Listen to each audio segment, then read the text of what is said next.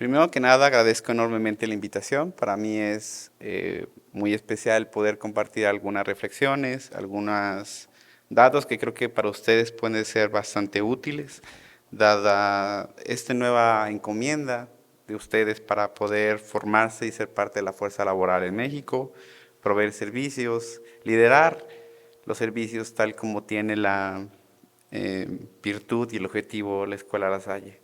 Generar líderes que cambien las realidades, líderes que permitan fortalecer los servicios, mejorar la salud de todo el país. Bien, el día de hoy voy a hablarles acerca de una temática que para mí es muy interesante. En los últimos años he trabajado en el tema de recursos humanos y es un tema que me apasiona bastante.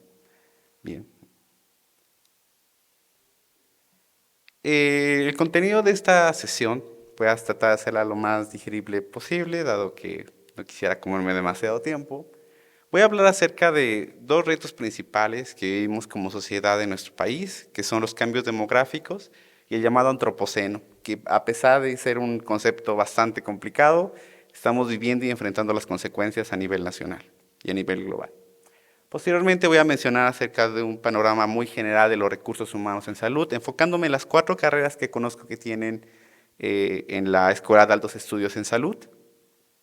Y voy a terminar la sesión con algunos retos. Algunos de ellos van a ser no tan positivos, si lo vemos de una perspectiva de no querer cambiar las cosas, pero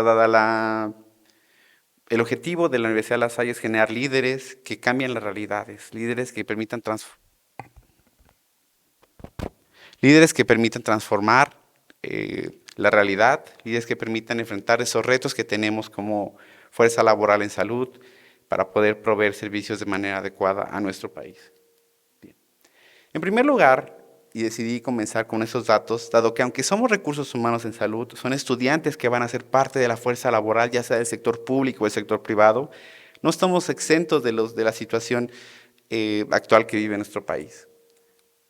Actualmente en México, actualmente en el mundo somos 8 billones de habitantes. Esta cifra puede parecer no tan relevante, sin embargo, la cantidad de recursos que tenemos no alcanza para la cantidad de población que somos. Y hay un desequilibrio entre los recursos que gastamos, la extensión territorial que ocupamos, entre otros. Pero algo sucede bastante interesante que es para ustedes una preocupación.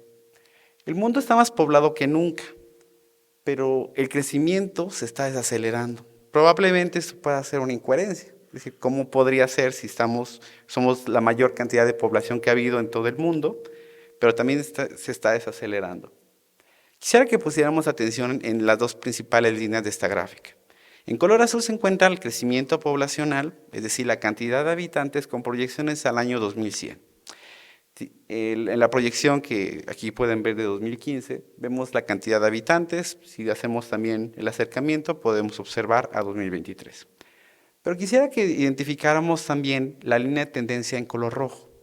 En 1962 se alcanzó el pico máximo de crecimiento poblacional anual. Es decir, aunque tenemos más cantidad de habitantes, el crecimiento poblacional ha ido disminuyendo. Estos cálculos se realizan a partir de la cantidad de personas que mueren y la cantidad de personas que nacen. Es decir, ¿qué es lo que significa esto o por qué es relevante? Que la cantidad de personas que somos y seremos en los siguientes años será con una edad mayor. Es decir, cada vez somos más habitantes, pero poco a poco seremos poblaciones más envejecidas, poblaciones que requieren de diferentes cuidados, requieren de diferente atención y requieren una transformación total de la prestación de los servicios y una transformación total de la forma de vida. Como un dato muy rápido, no quise sacar más, en México actualmente tenemos un bono demográfico. El promedio o la mediana de la población es de 29 años, es decir, la mayoría de las personas se encuentran en ese rango de edad, me incluyo en ese indicador, así como muchos de ustedes. ¿Qué implica esto? Que en los siguientes años este bono demográfico nos está permitiendo tener un crecimiento industrial, un crecimiento económico de forma adecuada. En los últimos años, a partir de los efectos del llamado nearshoring, que es acerca de la atracción de diferentes empresas a México, vamos a tener un crecimiento, efectos del bono demográfico, un crecimiento económico importante y vamos a llegar a ser una economía de las más importantes a nivel mundial. Sin embargo, este bono demográfico va a terminar. Estamos hablando de ser que en los siguientes 15 o 20 años, ya la media de la población ya no va a tener 29 años, se va a tener cerca de 35, cerca de 40, 50 años. ¿Qué implica esto? Que la mayoría de la población sea de más edad. Implica que tengan más necesidades de salud, que implica que tengan mayor proporción de enfermedades, dado que conforme avanza la edad, independientemente que tengamos una alimentación adecuada, tenemos mayores riesgos que se van acumulando durante toda nuestra vida, debido al consumo de bebidas azucaradas, el consumo de alto contenido de sodio, por los propios ambientes obesogénicos en los que vivimos, vamos a llegar a tener cierta cantidad de enfermedades. Un reto importante para ustedes como jóvenes, para nosotros como jóvenes dentro de que vamos a vivir, es la sostenibilidad financiera del país. Actualmente, las pensiones digamos, aunque existe un fondo, este fondo no es suficiente y también se financia como parte de los ingresos de los trabajadores actualmente. No obstante, en los siguientes años, lo que le mencioné es parte también del bono demográfico, en los siguientes años va a ir disminuyendo esos efectos del bono demográfico. Es decir, que cada vez va a haber más dificultad en poder financiar a las personas que están en retiro. Por ejemplo, ninguno de los que estamos aquí, los que están por iniciar, van a tener acceso a una pensión. Y tienen que pensar en cómo poder financiarse en el momento que ya no puedan trabajar. Pensar en que va a llegar un momento en el que dieron todo de sí y que va a haber un momento en que tenemos que descansar. Tenemos que disfrutar a veces los frutos de lo que hacemos, de nuestra familia y demás, ¿no? Esta gráfica me parece interesante, puesto que en esta compara cuál es, por decir de ingreso, cuál es la proporción de la generación, dependiendo cuándo nació, que pudo superar el nivel de ingreso de sus padres. Muchos de nosotros, quizás que somos un poco mayores, muchos de nosotros quizás venimos de alguna situación no tan benéfica, pero derivado de nuestro esfuerzo, de nuestras capacidades intelectuales o técnicas, hemos logrado superar y vencer retos económicos que teníamos. No obstante, eso cada vez está siendo más difícil. Conforme va avanzando las generaciones, va a haber una menor proporción de personas que van a poder superar el ingreso económico que tenían sus padres. ¿Eso qué implica? Implica que la generación de los nacidos de 2015, 2020, va a ser la generación más pobre. Es decir, si no realizan un esquema de protección financiera para el retiro de la edad, va a tener severas complicaciones al no poder financiar una casa, no poder financiar un retiro cuando no puedan trabajar.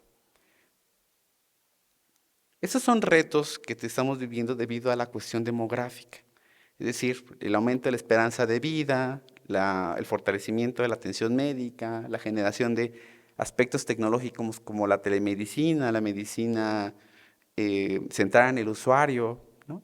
Hemos tenido esos efectos. Otro de los áreas que quisiera hablar de que como sociedad nos enfrentamos es el antropoceno. Quizás es un concepto que es bastante raro, bastante confuso. ¿Qué significa? Si nos vamos en la parte etimológica, quizás puede tener implicaciones que pueden llegar a ser erróneas. El antropoceno, en pocas palabras, es la era de los humanos. La era de los humanos significa que hemos llegado a tal punto que ya no hay regreso en la cuestión ambiental. Derivado de la sobreexplotación de recursos, del modelo económico en el que vivimos, de la cantidad de población en la que estamos, el mundo se ha transformado. Es decir, aunque el día de mañana desaparecieran los humanos, el mundo ya no volvería a ser como era hace 100 años, por ejemplo. Eso es el antropoceno. Hay diferentes debates en universidades internacionales sobre cuándo empezó este periodo. Algunos se menciona en 2008, otros en 2015, otros que desde 1995. ¿Qué implica esto? Que el antropoceno, lo que sucede es que hay una pérdida de especies sostenida que hay un aumento de la temperatura global, aumento de inundaciones, entre otras. Y son retos que nos estamos enfrentando como sociedad. Y quizá lo vemos lejano porque tenemos aire acondicionado, o porque vamos en el carro con aire acondicionado, o porque tenemos ventilador, o porque por otras cosas. Sin embargo, quisiera mostrarles esta pequeña gráfica. En México, en 2023, se alcanzó el pico máximo de muertes relacionadas con golpe de calor. Hay un indicador o una forma de poder medir los efectos de diferentes padecimientos dependiendo de la semana epidemiológica. Es decir, año con año se compara la misma semana. En 2023 hubo 6 muertes solo en una semana en comparación con otras. Eso por 249 muertes probablemente suene una cantidad mínima, es decir, no son ni 1000 muertes, pero no debe haber ninguna sola muerte relacionada con golpe de calor. Si nos vamos en la bondad de los seres humanos, si no debe de haber muertes por golpe de calor. Otro de los retos, producto del antropoceno, es la disponibilidad de agua o la brecha entre la disponibilidad y los recursos hídricos actuales. En este mapa, que es un producto de la Universidad Utrecht en Holanda, obtuvieron estimados a nivel de 8 metros de la disponibilidad de agua y la utilización de agua en irrigación, en cuestión industrial y en uso doméstico. En este, por ejemplo, utilizando la suma de esos 3 indicadores, irrigación significa la agricultura, industrial para la utilización industrial y de uso doméstico los que usamos en casa. En todos esos polígonos que vemos, mientras más el color azul es más marcado, vemos que son las áreas donde más se utiliza agua ya ajustado a la propia población. Es decir, nosotros vivimos en un polígono que es de los que más utilizan agua de todo el mundo diariamente, por la concentración poblacional, pero también por el uso desmedido de recursos. Aún no hemos entablado de que somos muy beneficiados, aún no hemos identificado que somos muy beneficiados en México por las cuestiones políticas de vivir en el centro del país. En el centro del país, la mayoría de la disponibilidad de agua viene de otros estados y vaya, estamos en una burbuja de bienestar. No obstante, esta burbuja de bienestar va a llegar a su fin en algún punto y tenemos que empezar a valorarlo y empezar a tomar acciones. La gráfica anterior mostraba la utilización de agua. En esta lo que muestra es la brecha del agua. Es decir, los polígonos que en los siguientes años, bueno, que actualmente es una estimación de 2019, están sufriendo con deficiencia de agua. Es decir, este cálculo lo hacen a través de mantos acuíferos. No estamos haciendo lo del agua que está en el drenaje y demás, sino la disponibilidad real de agua que estamos haciendo. Entonces, estamos viviendo en una zona que está teniendo ya déficits de agua en el norte del país también. Está comparada con algunas zonas de Estados Unidos. Y México es un foco rojo, dado la poca mantenimiento y la infrautilización de agua pluvial, ¿no? Entonces, digamos que ese es otro de los retos que estamos viviendo como sociedad. Con eso termino la primera parte de la presentación, que lo que busco es colocarnos en el mundo en el que estamos, colocarnos de que aunque somos recursos humanos, seguimos sufriendo lo mismo, seguimos teniendo los mismos efectos que la población. Es decir, no por ser recursos humanos, ser médicos, enfermeras, vamos a evitarnos algún problema que otras personas tienen, ¿no? Dentro del panorama de recursos humanos, los recursos humanos son complejos. Es decir, el estudio de recursos humanos requiere de una cuestión bastante, digamos que tiene como un cierto acercamiento de conceptos, que voy a mencionar de forma muy breve, ¿no? Primero quisiera que observáramos, de acuerdo a un marco metodológico de análisis de los sistemas de salud, quienes no están familiarizados con la palabra sistemas de salud, un sistema de salud es el engranaje entre los diferentes elementos que hacen funcionar de que la población esté saludable. Es decir, las instituciones hospitalarias, los centros de salud, el financiamiento existente, la disponibilidad de recursos, el equipamiento, los medicamentos, los insumos. Todo este engranaje es un sistema de salud y funciona de tal forma que permite que la población no se enferme o que la población enferma no fallezca. Los recursos humanos son un componente de los sistemas de salud, pero el personal de salud requiere, para analizarse, que esté capacitado, que esté formado y que tenga un apoyo continuo. Este modelo de análisis es de una comisión Lancet, de la Comisión Lancet de Sistemas de Salud de Alta Calidad, que fue presentada en Reino Unido en el año 2018. Así que para no comerme demasiado tiempo con eso, porque es muy general, lo que quiero mencionarles es de que la salud sí depende de los recursos humanos, pero también de otras cosas, ¿no? Depende también del uso eficiente de los recursos, y al final lo que se busca es que haya procesos de atención adecuados, que hay una competencia adecuada, es decir, que las personas que se atiendan en los servicios ya sea de primer nivel de atención, es decir, en centros de salud, o bien en los hospitales, sea de forma adecuada y no fallezcan o no enfermen. Y el impacto que se puede lograr es tener una mejor salud, una confianza en el sistema y finalmente un beneficio económico. Muchas veces en el sector legislativo no considera la importancia de la salud. Y quisiera que hiciéramos una reflexión. Si estuviéramos enfermos, ¿pudiéramos trabajar? Probablemente no podíamos tener recursos económicos, pero si no estamos enfermos no podemos obtenerlos. Bien. Quisiera que viéramos este mapa que es parte de una estimación que realiza un grupo de investigación al que acabo de integrarme, que es la colaboración global del estudio de carga de la enfermedad, que es de la Universidad de Washington, es el instituto de investigación más importante del mundo en métrica en salud. En esta estimación que hicieron en el año 2019, lo que hicieron fue identificar cuáles eran los déficits y dónde se localizaban.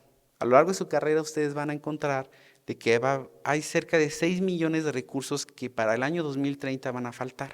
Es decir, 6 millones de enfermeras, 6 millones de médicos, 6 millones de odontólogos o estomatólogos, como les guste mencionarlo.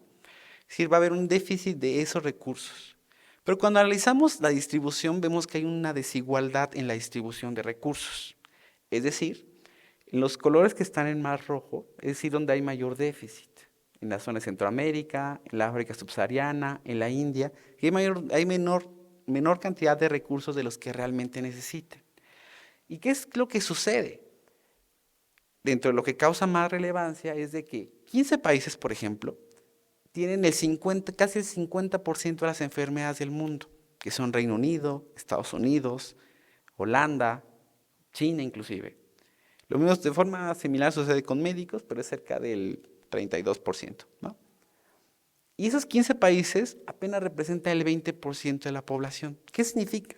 Que aunque hay déficits, hay inequidades en la distribución de los recursos. Y lo mismo sucede en México.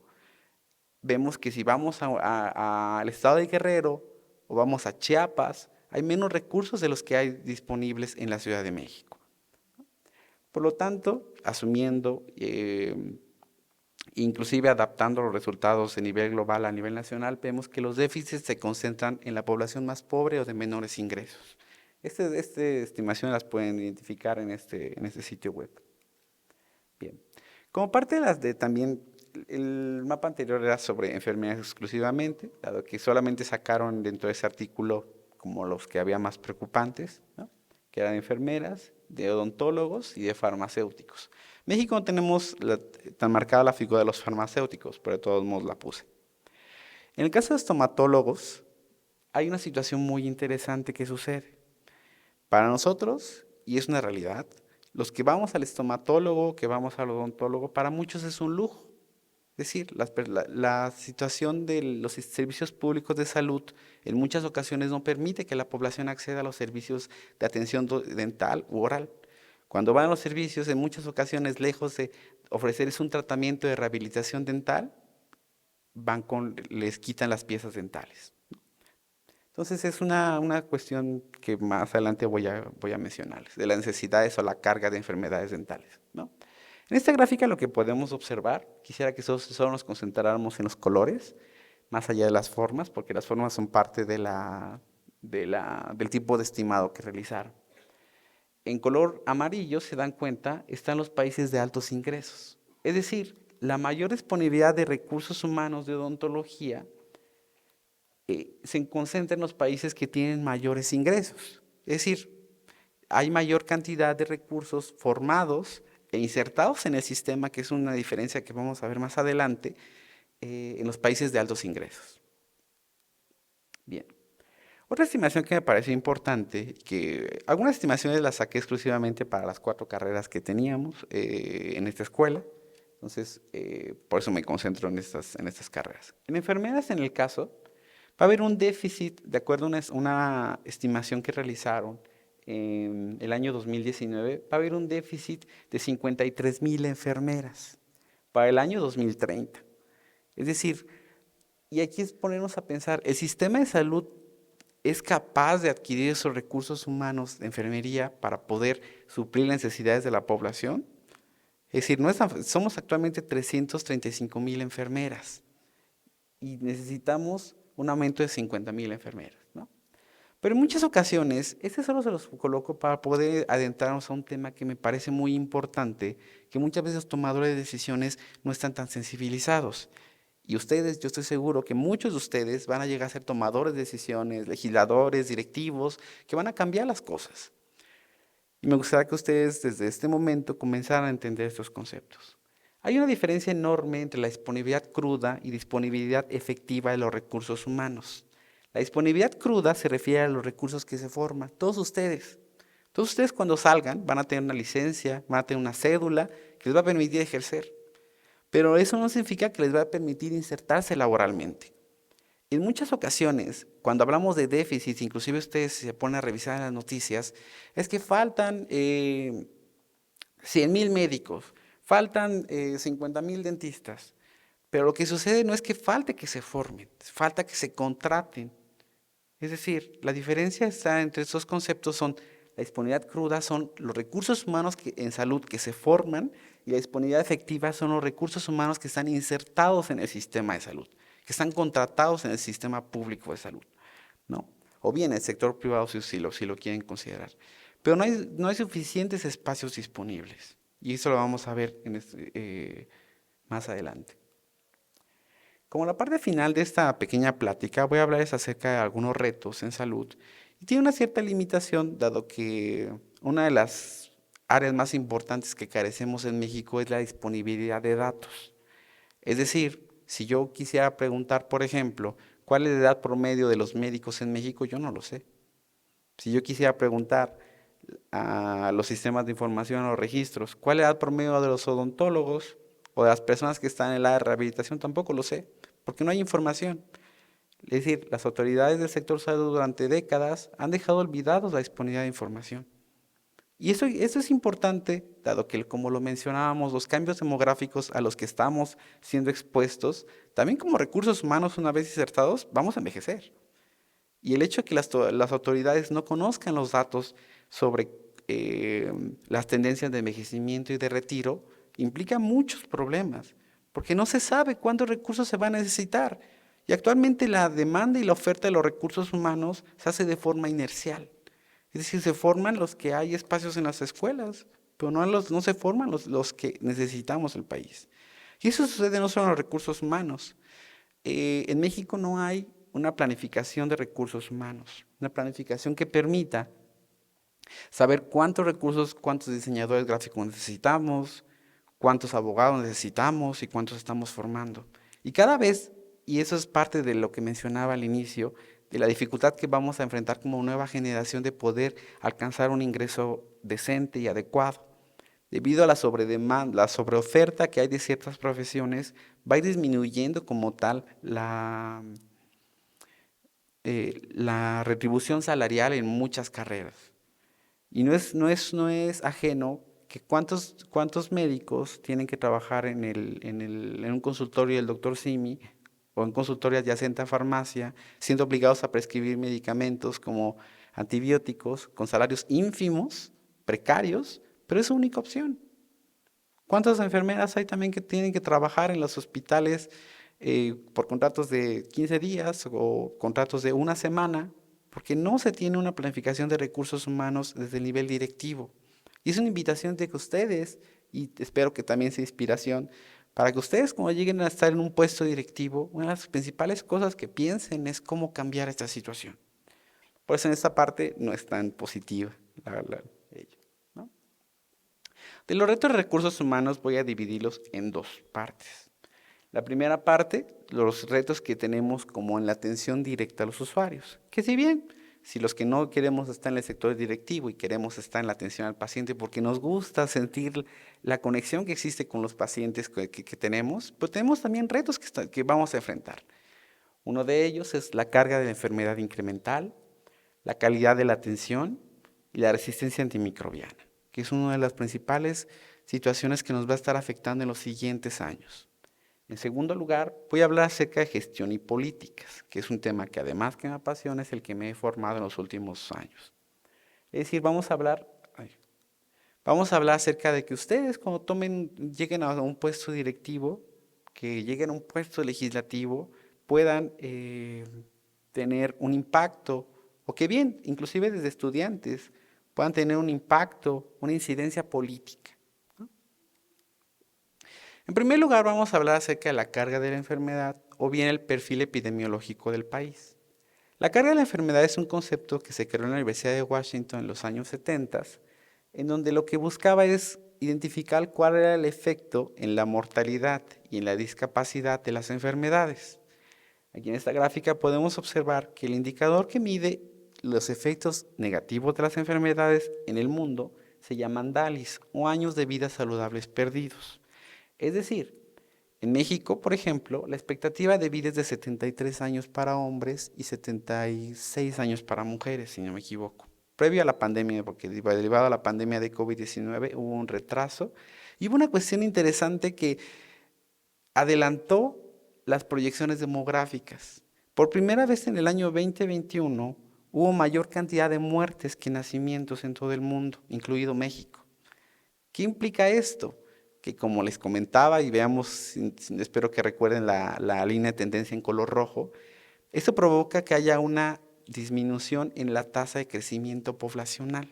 Es decir, esa diferencia entre los que nacen y mueren, es decir, esa desaceleración, ¿no? Entonces, se está desacelerando aún más debido a los efectos de la pandemia. Aún no se han terminado de estudiar cuáles son los efectos reales de la pandemia de COVID-19. Bien, para entrarnos en ese tema, lo que tenemos que entender es de que si una población, por ejemplo México, tiene una expectativa de vida de 73 años y una persona muere a los 50 años, tiene 23 años perdidos porque murió prematuramente. Pero si esa persona no murió, si esa persona o otra persona, por ejemplo, su esposo, ¿no?, tenía diabetes y le amputaron las piernas, ya no vive con la misma calidad. Es decir, tiene años vividos con discapacidad. Es decir, hay personas que además de morir antes, tienen de sus últimos años vividos con discapacidad. Y en México no somos ajenos, somos a nivel global el país que más amputa miembros inferiores, derivado de las consecuencias y complicaciones de la diabetes mellitus. Entonces, son dos indicadores muy interesantes que son tristes, pero que son importantes estudiarlos y conocerlos. Uno son los años vividos con discapacidad y otros son los años perdidos por muerte prematura. Bien. El panorama epidemiológico en México de los años perdidos por muerte prematura, es decir, las causas que provocan que la gente muera antes de la expectativa de vida esperada, se concentran en dos grandes grupos, si lo queremos ver. En esta gráfica, por ejemplo, vemos de que de 1 a 4 años la alta tasa de mortalidad infantil sigue siendo muy importante en nuestro país. Es decir, siguen muriendo niños. En los últimos 10 años hubo 5 millones de muertes de niños menores de 5 años, en donde algunas de las causas, dependiendo la región y la zona, son eventos traumáticos que están en color verde, complicaciones de periodo neonatal o bien complicaciones cardiovasculares. En estas complicaciones del periodo perinatal se incluye en muchas ocasiones la desnutrición. La desnutrición infantil, que se divide en 3 diferentes indicadores: bajo peso, baja talla o emaciación, se dan debido a la disponibilidad de alimentos, que también está muy vinculada con lo que mencionaba en el concepto del antropoceno.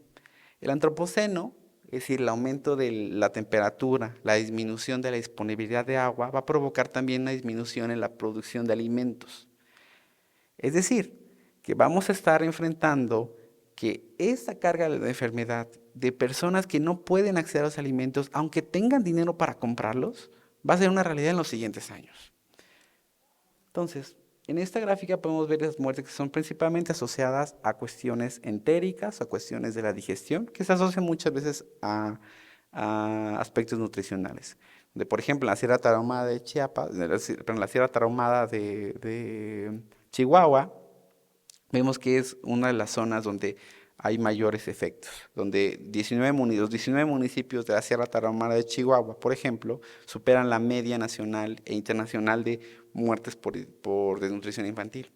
Es decir, es interesante en el tema espacial, en el tema geográfico, que hay zonas en el país que aunque están ubicadas en estados ricos o estados que no son tan comúnmente asociados con pobreza, están en condiciones peores que países como Zimbabue, como Botswana en África. Ejemplo de ello inclusive es Nuevo León. Parte de uno de los estudios que estoy trabajando es sobre causas de mortalidad materna en la última década en Nuevo León.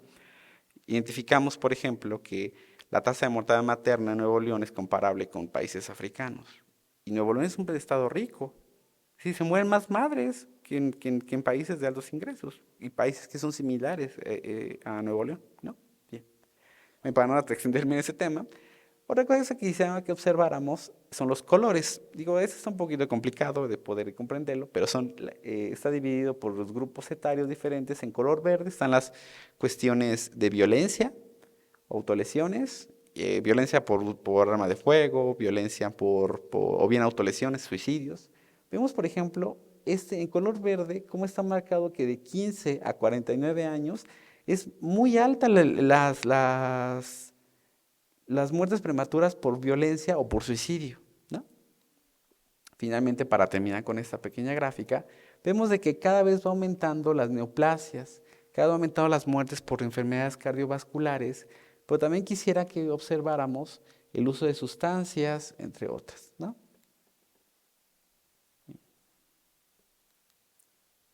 Ahora, adentrándonos un poco en los retos que existen para cada una de las profesiones existentes, bueno, digamos, de las carreras existentes en esta escuela, a la que tuvieron el honor de invitarme, son la carga de las enfermedades orales, es decir, las estimaciones de necesidades de salud bucal y cómo están atendidas en México, ¿no? Esta es una estimación que, como observábamos, encarga de la enfermedad, que son, digamos, un estimado de la proporción de personas que viven con discapacidad derivado a padecimientos dentales. Vemos que conforme va avanzando la edad, de los 20 años a más de 95 años, va incrementando caries de dientes, caries permanentes, enfermedades periodontales y pérdida crónica de piezas dentales. Es decir, 43% de la población en México tiene al menos algún problema dental. Y es decir, toda esta demanda, ustedes como futuros estomatólogos u odontólogos, tienen que insertar en el sistema para poder aliviar esta demanda de recursos. Es decir, prácticamente 4 de cada 10 personas requerimos de servicios dentales, más allá de la cuestión estética, ¿no? Con respecto a los trastornos musculoesqueléticos, y eso es bastante preocupante, quisiera que observáramos las diferencias en las tendencias. En esta, si se dan cuenta, la pendiente estaba de forma más aplanada y acercándose a la mayoría de edad. Es decir, que las personas más grandes eran las que tenían mayores problemas. Pero quisiera que viéramos esta, en donde inclusive niños de 5 a 9 años tienen problemas musculoesqueléticos, que justamente la carrera es de rehabilitación, ¿verdad? La carrera, fisioterapia, tiene un gran campo de acción. Es decir, al menos 3 de cada 10 personas de todo el mundo, de todo el país, tienen alguna necesidad por un padecimiento musculoesquelético, pero además que tienen necesidad es que les provoca discapacidad. Es decir, que tienen deterioro de la movilidad. Creo que no aclaré bien esto. Es decir, son las personas que viven con discapacidad derivado de ello. Es decir, no nada más que requieran ir o que quieran ir para al odontólogo, por ejemplo, sino que viven con discapacidad. Es decir, ¿cuántas personas no vemos, adultos mayores, por ejemplo, que no tienen piezas dentales? ¿No? Bien. Quisiera que observáramos esto. Aquí se encuentran otros trastornos musculoesqueléticos, la gota, lumbalgia, osteoartritis y artritis reumatoide. Una de las principales que está en color rojo, bueno, que está en color un poco más rojito, es la lumbalgia. Es decir, ¿qué significa esto? Que inclusive niños de 5 a 9 años, de 15 a 19, de 20 a 24 y adultos de 30 a 34 años, ya tenemos problemas de lumbalgia. Es decir, es gravísimo de que derivado de nuestra vida sedentaria, derivado de los propios cambios en el peso, somos también la población más obesa del mundo, estamos teniendo una sobrecarga en la columna. Es decir, una sobrecarga que en algún punto va a tener efectos en tanto la muerte prematura como en los años vividos con discapacidad. Es decir, que vamos a tener diferentes problemas conforme va avanzando la edad, ¿no? Inclusive, en las personas que están en estos grupos de edad, uno de los padecimientos que creo que va a tener implicaciones importantes para la salud ósea o musculoesquelética, uno es la posición. ¿Cuántos de nosotros estamos inclusive adaptándonos a la utilización de los celulares, provocando una deformidad ósea permanente? Dos, ¿cuántas personas que practican deportes de alto impacto como CrossFit, por ejemplo, gimnasio, también están haciéndolo de forma incorrecta y provocando lesiones que van a tener implicaciones gravísimas para su salud? Y si analizamos, por ejemplo, como lo que comentaba, de que vamos a hacer más personas adultas mayores, imagínense toda esa carga de efectos por malas prácticas que tenemos va a estar complicando mucho el país, ¿no? Bien. Las principales causas de padecimientos musculoesqueléticos en México son riesgos ocupacionales, es decir, ¿cuántos de nosotros que trabajamos en oficina, por ejemplo, nos paramos cada 30 o cada 45 minutos a poder estirarnos? ¿Cuántos de nosotros tenemos una posición adecuada para evitar daños futuros en musculoesqueléticos? O inclusive ustedes estudiantes, ¿cuántos de ustedes cuando están estudiando tienen una buena posición al momento de sentarse, ¿no? Otro es el fumar, otro es la obesidad, ¿no? Es decir, nosotros que tenemos una carga importante de obesidad, la obesidad tiene diferentes efectos, inclusive también en la incidencia de cáncer, ¿no? Entonces, esos son los tres principales factores de riesgo que van a estar provocando situaciones musculoesqueléticas, ¿no? Hasta esta primera parte, lo que busco mencionarles es de que hay una gran demanda de servicios de salud que se concentran en problemas que no hemos atendido y problemas que se van a complicar en los siguientes años. Y problemas que ustedes, tanto como estomatólogos, problemas como enfermeras, tanto como especialistas en fisioterapia tendrán que atender. En número dos, quisiera hablarles acerca de calidad de la atención. Calidad de atención, ustedes me dirán qué es, ¿no? Es que alguien vaya a hacer una evaluación de calidad para que mis papás ahorita no tengan tanto aire, pero no. La calidad de atención es hacer las cosas bien sin provocar algún daño adicional a las personas. Las personas que ya tenemos trabajado en atención directa al usuario, este concepto es bastante em, frecuente para nosotros. Sin embargo, ustedes que son estudiantes, es de que si ustedes van a la tienda, por ejemplo, ustedes volverían a una tiendita, por ejemplo, que los tratan mal, que les venden más caro, de forma, de forma deliberada, o bien que inclusive les ocultan productos, no irían. Lo mismo pasa con la salud. Es decir, en muchas ocasiones, particularmente en el sector público, una vez que estamos insertados, creemos que le estamos haciendo un favor a la población. Y creemos que estamos haciendo que cuando llegan súper enfermos y tenemos que gritarles, por ejemplo, o tenemos que proveerles servicios de mala calidad. Eso es la calidad de la atención. Es decir, proveer servicios que sean efectivos, es decir, que permitan a los pacientes salir de los hospitales, pero que también tengan un buen trato, y que además tengan acceso a los recursos que necesitan, en el momento que lo necesitan, ¿no? Quisiera que viéramos estas estimaciones, que el porcentaje de países o porcentaje de personas que tienen un tratamiento adecuado en 5 diferentes indicadores. Es decir, en- para no hacerlo tan largo, las personas, por ejemplo, que tienen un tratamiento adecuado para depresión son menos del 20%. Es decir, ¿cuántos de nosotros nos hemos llegado a sentir deprimidos o no sabemos si estamos deprimidos y vamos al sector público y nos identifican que tenemos depresión? Pero por otro lado, ¿cuántos que nunca se atendieron se suicidan? Es una situación bastante complicada que vamos a vivir en los siguientes años. En segundo lugar, otro que me llama la atención es la sobreutilización de antibióticos. Es decir, la proporción de países que sobrescriben antibióticos es cada vez mayor y no se respeta en caso de que sean países de altos ingresos o países de bajos ingresos. La sobreutilización de antibióticos tiene implicaciones importantísimas para la salud de nosotros, de todos y no solo de los pacientes. Imagínense en un mundo en donde que por una infección dental me hospitalizan, me tienen que intubar y que puede que ahí pase 2 o 3 meses. Esto puede ser una realidad en los siguientes años. En segundo lugar, lo que quisiera mencionarles también con respecto a la calidad de la atención son las muertes relacionadas con la calidad. Si ya comprendimos el concepto de calidad, es decir, la atención adecuada, con los recursos adecuados, con el conocimiento adecuado de los recursos humanos, hay muchas muertes, quisiera que viéramos aquí, con baja calidad asistencial y no utilizar el sistema. Es decir, en muchas ocasiones, digamos en el sector público, en el sector académico, es muy común que digan, es que la población se muere porque no tiene acceso a los servicios. Inclusive durante esta administración ha sido una de las principales banderas, es que no hay acceso a los servicios de salud.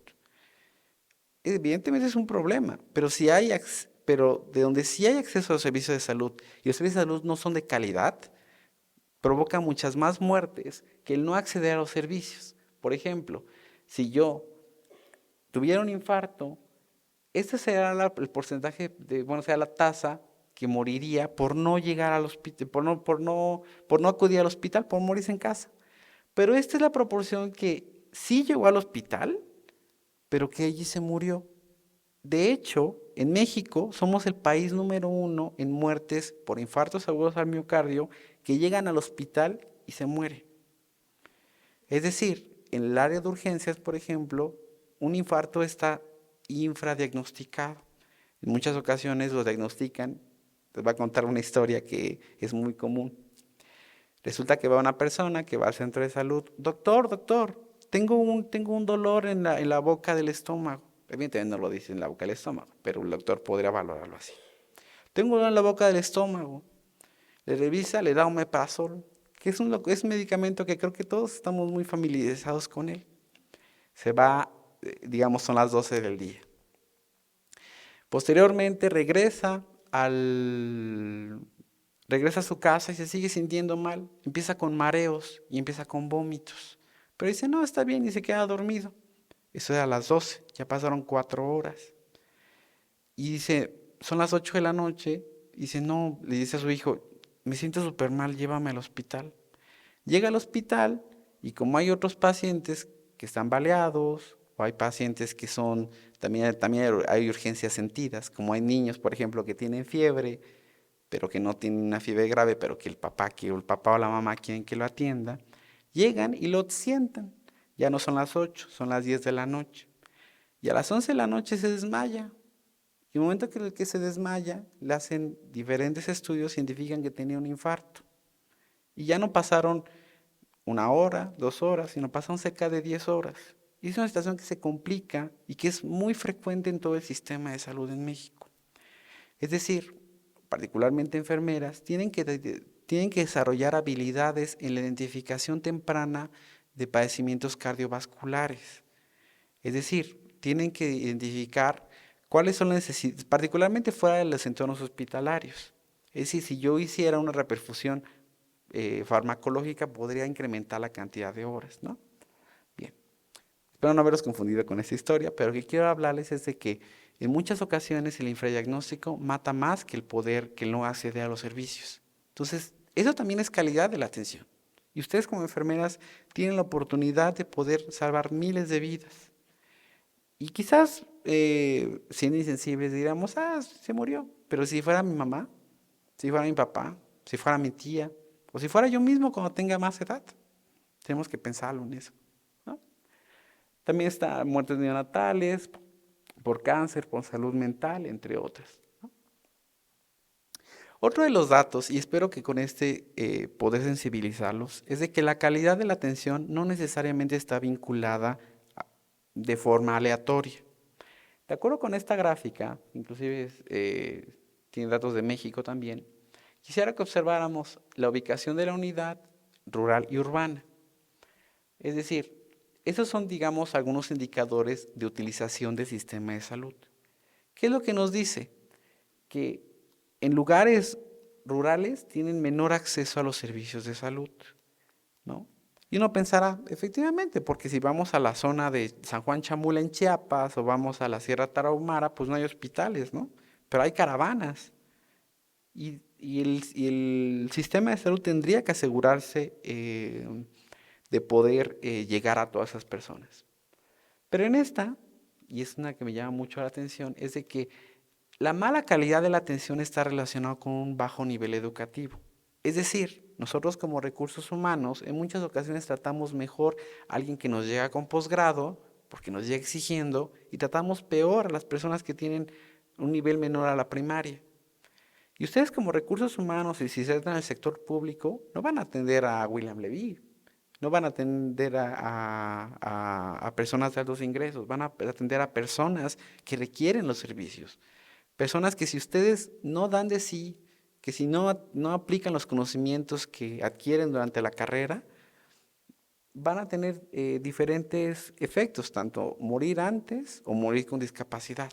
Entonces yo los invito a hacer una reflexión de que revaloren el por qué están estudiando una carrera en ciencias de la salud. Deben tener una pasión en el bienestar de la población y una pasión en servir, una pasión en poder mejorar la salud de la población, más allá del medio económico, ¿no?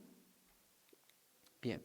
Como tercer y último problema en general, para ya, porque me estoy comiendo demasiado tiempo, disculpe, es la resistencia antimicrobiana. La resistencia antimicrobiana, digamos que es, los antibióticos tienen el efecto de que si tenemos una gripa, por ejemplo, o tenemos una infección bacteriana en la garganta, por ejemplo, nos cura, ¿no? Pero la sobreutilización está provocando que las bacterias se adapten.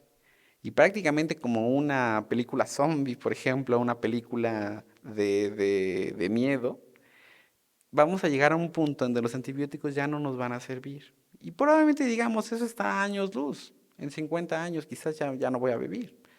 Pero ¿qué pasaría si les digo que, por ejemplo, en el Hospital Juárez de México ya tiene cada vez más casos de padecimientos resistentes a antibióticos? Es decir, que aunque le pongan el antibiótico más fuerte, la persona se va a morir, ¿no?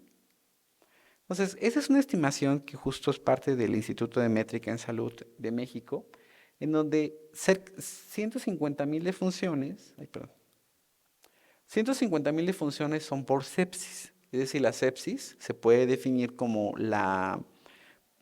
un exceso de bacterias en el torrente sanguíneo particularmente que van a matar al cuerpo, ¿no?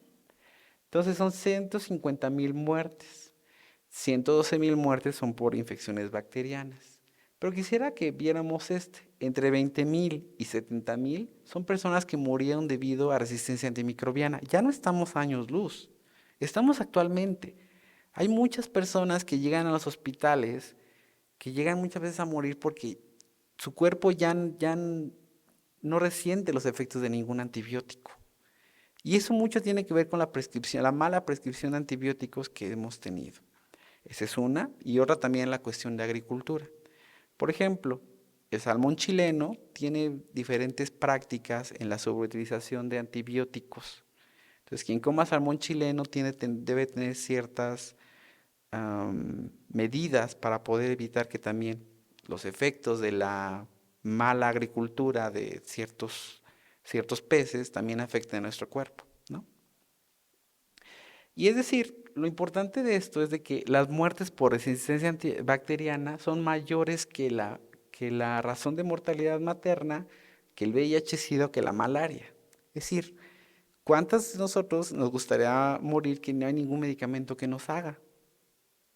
Nadie. Entonces tenemos que centrarnos en eso. Como parte final de esta plática, y ya les voy a hablar una cuestión más directiva para los futuros, ojalá que secretarios de salud, ojalá que tomadores de decisiones o bien legisladores. Uno de los retos que tenemos, como les comentaba, es de que tenemos diferentes disponibilidad de información dependiendo del tipo de recursos. Yo no sé, por ejemplo, cuál es la edad promedio de los médicos, ni sé la edad promedio de los dentistas, ni sé la edad promedio de los laboratoristas clínicos. No hay forma que yo lo pueda saber. No existe el sistema de información. No existe.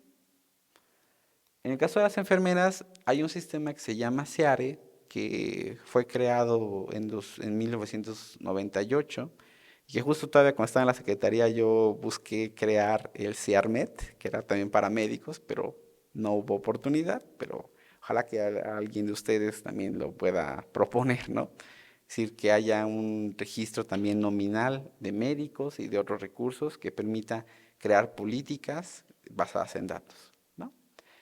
Hay dos tipos de poder acceder a datos sobre recursos humanos. Uno son los registros administrativos y otros son estimaciones. Los registros del sistema privado prácticamente no sabemos nada. No sabemos prácticamente cuántas enfermeras están contratadas o cuántos médicos están contratados en el Hospital Ángeles. No lo sabemos. No sabemos tampoco cuántos están contratados en las clínicas privadas, que hacen cirugías pequeñas en los fines de semana. No sabemos tampoco. Pero sí sabemos que en el sector público tenemos en su mayoría datos demográficos básicos, datos como si es hombre o si es mujer y ya. Y en el caso de enfermeras, derivado al sistema de información robusto que se ha nutrido durante varios años, tenemos cerca de 60 variables que podemos analizar, que es justo lo que da origen a los dos de los libros que tuve oportunidad de participar en la Secretaría de Salud. Esa es una de las gráficas que se encuentra en el primero que hice, que fue en 2018. Em, Otra fuente de información son las estimaciones. Hay una encuesta que se llama Encuesta Nacional de Ocupación y Empleo. Esta encuesta lo que permite identificar son las personas que estudiaron, pero que no se dedican a eso. Es decir, en México hay 500,000 enfermeras que estudiaron enfermería, pero solo hay 300,000 que están ocupadas como enfermeras. Entonces, digamos que este no nos permite identificar entre disponibilidad efectiva y disponibilidad cruda. Solo es disponibilidad cruda. Y en muchas ocasiones hay muchas confusiones en los medios de comunicación, ¿no? Quisiera que observemos estos dos mapitas que se incluyen también en el último libro que hice previo de irme a la secretaría, que son la disponibilidad de enfermeras. En este, cuando analizamos la disponibilidad de enfermeras, disponibilidad nos referimos a disponibilidad efectiva, cuántas están trabajando a nivel estatal. Y vemos que de enfermeras hay 2,6 enfermeras por cada 1,000 habitantes, pero que esta cantidad difiere dependiendo los estados. Mientras que en toda la zona sur, centro-sur, tenemos menor cantidad de enfermeras de acuerdo a la población que necesitaría, vemos que hay otros estados que tienen una mayor cantidad de enfermeras. Y la Ciudad de México siempre una cuestión de análisis aparte, ¿no? Pero quisiera que pusiéramos atención de que los déficits se transforman dependiendo del sector.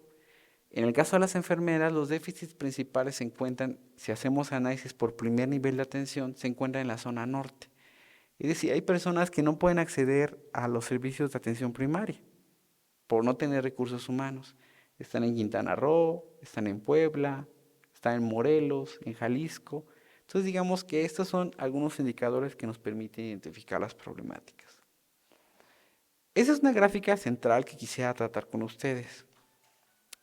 Lamentablemente esta solo se puede hacer de enfermería y no se puede hacer de todas las carreras, no se puede hacer de medicina, por ejemplo.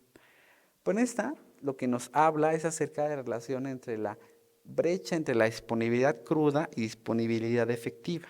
Si recordamos, hay dos indicadores. Disponibilidad cruda se refiere a los que se forman y disponibilidad efectiva se refiere a los que se contratan. Para 2008, por ejemplo,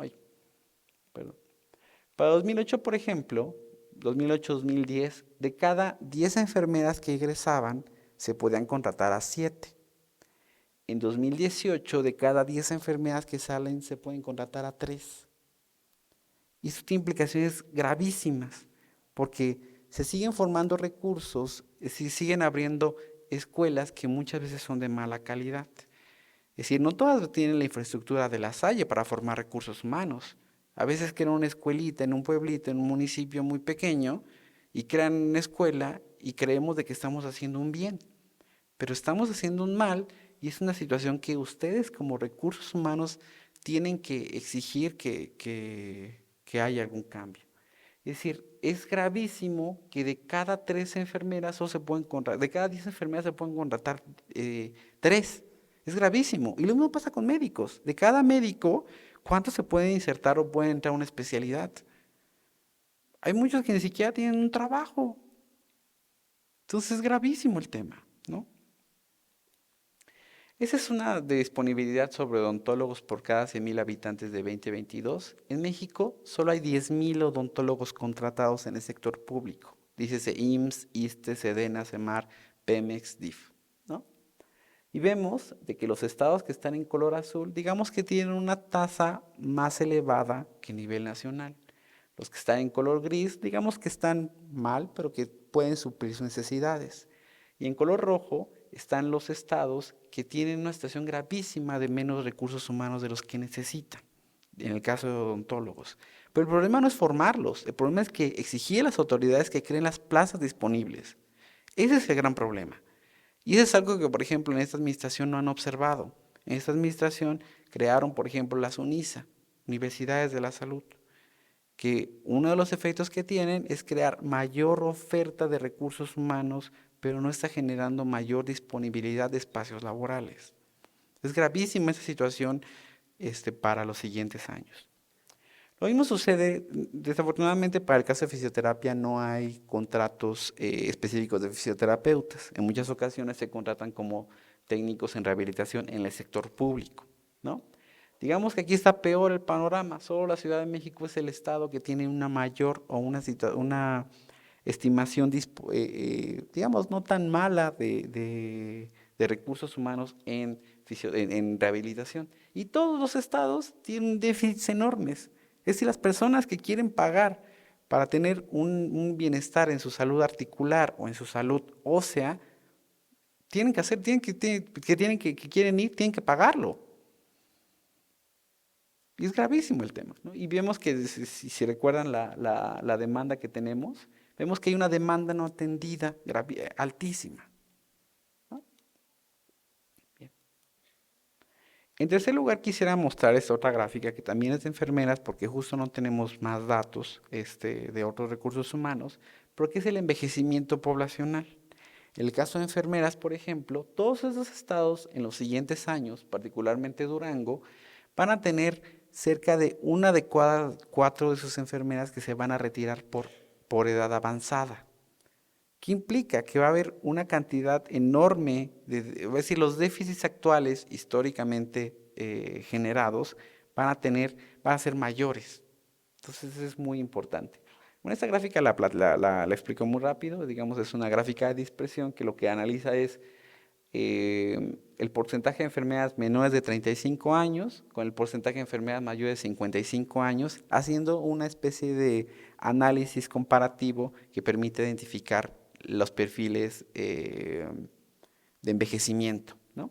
Mientras más arriba esté, y mientras más a la izquierda se encuentre un estado, tiene mayores problemáticas. Por ejemplo, aquí está Durango, Sonora, Tamaulipas, Chihuahua, ¿no? Bien, con esta es la gráfica final, porque tampoco me quiero comer tanto tiempo, pero tengo algunas reflexiones que ojalá que podamos rescatarlas y que podamos identificarlas. Uno, la población joven, ustedes, se enfrentan a retos demográficos sin precedentes y estamos viviendo una situación climática que no tiene antecedentes en la historia de la humanidad, que es el antropoceno. La era antropoceno pone en riesgo la sostenibilidad de la forma de vida actual. ¿Se imaginan en un lugar que debido a que no tengo agua me pueda bañar solo un día? ¿Se imaginan un lugar que porque aunque tenga dinero suficiente no pueda adquirir los alimentos? Habrá un incremento de muertes relacionadas al cambio climático, particularmente relacionadas con la deshidratación, pero también con la desnutrición y no necesariamente, a veces guiamos que la desnutrición se relaciona con la pobreza, pero imagínense la desnutrición por falta del cambio, a causa del cambio climático. Y es una situación que a partir del año 2021 empezó a ser una preocupación global, la disponibilidad de alimentos. Va a haber zonas en todo el mundo que no van a tener forma de poder adquirir los alimentos por la disminución en la disponibilidad de fertilizantes y el cambio climático. En segundo lugar, la carga de la enfermedad complica la atención a la salud. Hay un desequilibrio entre la capacidad del sistema de salud de absorber recursos humanos, por ejemplo, y las demandas reales de servicios. Tenemos una carga que no podemos atender en el sector público. Tenemos que hacer incidencia política, ustedes tienen que hacer incidencia política para que se aumenten los recursos asignados al sector salud.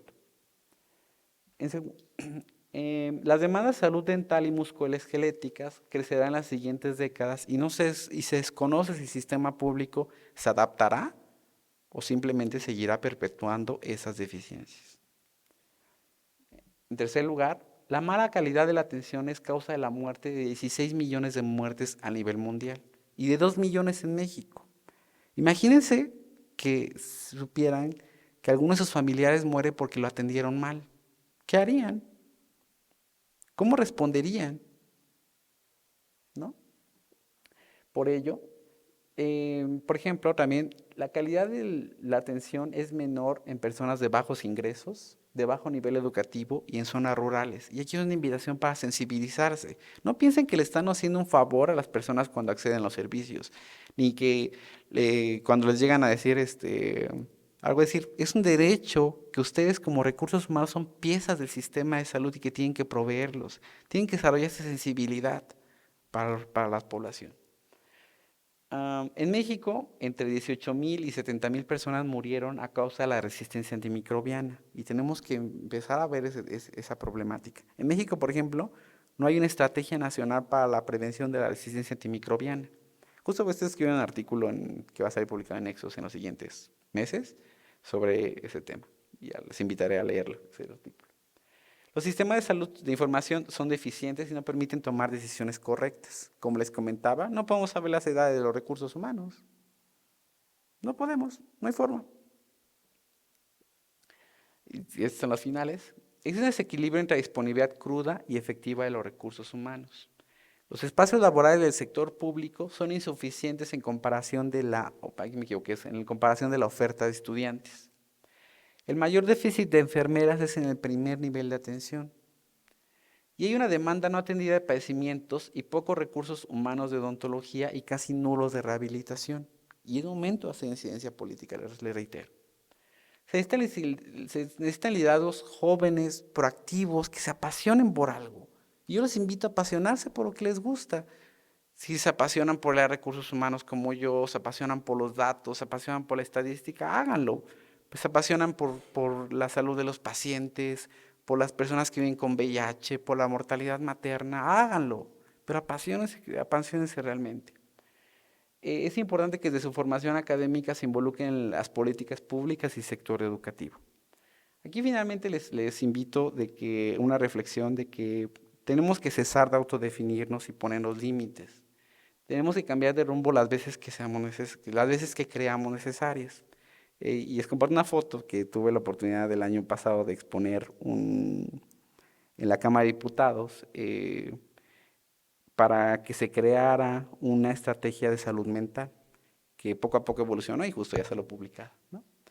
Yo les invito a que participen, que se acerquen, que sean más activos, que se apasionen por lo que quieran hacer. Es decir, ustedes pueden, los límites se los ponen ustedes. Es decir, muchas veces se puede decir, no, es que yo no tengo dinero suficiente, no tengo los medios suficientes. Pero, ¿qué son los medios suficientes si tengo la capacidad mental, intelectual y a veces la pasión que es suficiente para poder hacerlo? Espero que se inspiren con esto, que vean que pueden cambiar el mundo y que tienen retos que tienen que resolver ustedes como jóvenes. Y es importantísimo que los aborden, que los entiendan y que los resuelvan. Muchas gracias. Aquí están mis datos. Gracias.